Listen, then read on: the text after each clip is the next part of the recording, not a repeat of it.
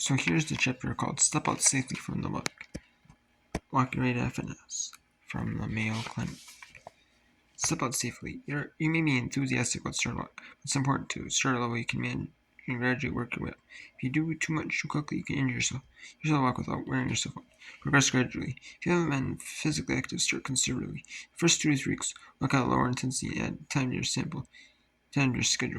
In 5-minute increments, see each sample until we walk and schedule. Page 11. Listen ready. Expect to feel some muscle soreness after any time you're walking and schedule. If the stiffness lasts more than 2 to 3 days, however, you overdid it. Seek immediate medical attention. If while exercising you experience nausea, dizziness, severe shortness of breath, heart palpitations, ache in your chest, or pain in your chest, arm, jaw, or back, replace running shoes. If you walk 2 miles, 2.2 kilometers a day, 5 days a week, you wear more than 500 miles, 805 kilometers a year, which results in a lot of wear and tear on your shoes. Invest in a new pair of shoes every 3 to 4 miles. 483 to 644 kilometers. Even though there may not be visible signs of wear, you may also put your shoes side by side and take one look at them from behind. The other shoe tilt to the left, right, or left. This indicates a loss of stability and is another cue. It's time to replace the shoes.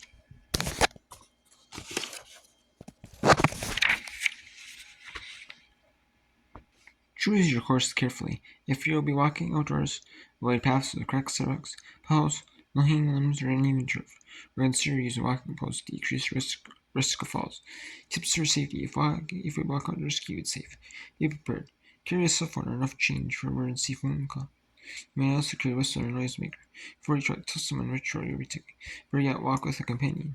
Carry identification. You might take a small note that indicates your name, address, friend or relative owner, any relevant medical information inside the sole of your shoe. Wear a medical alert bracelet or necklace if you have diabetes, allergies, or any other conditions that could result in an emergency.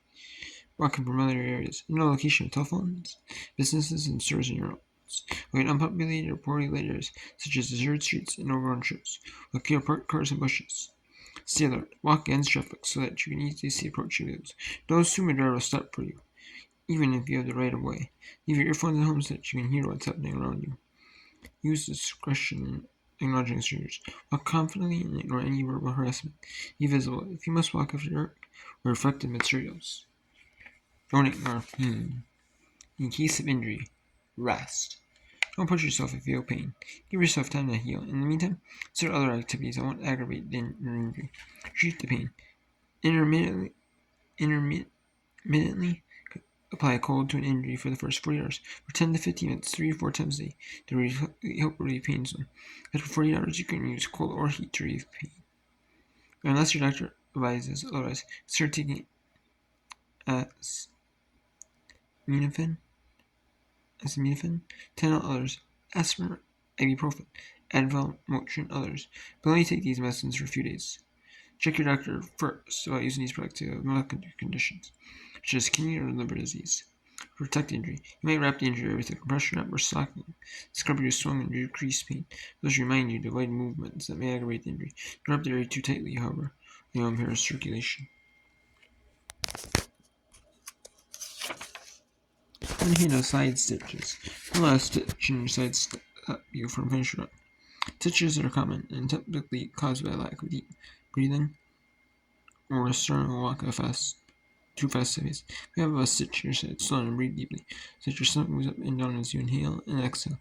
Exhaling in a slow and controlled fashion through pursed lips also may help reduce side stitch pain. So this is from the Walking Right Fitness book. And this is the chapter called Step Out Safely. This book is from the Mayo Clinic.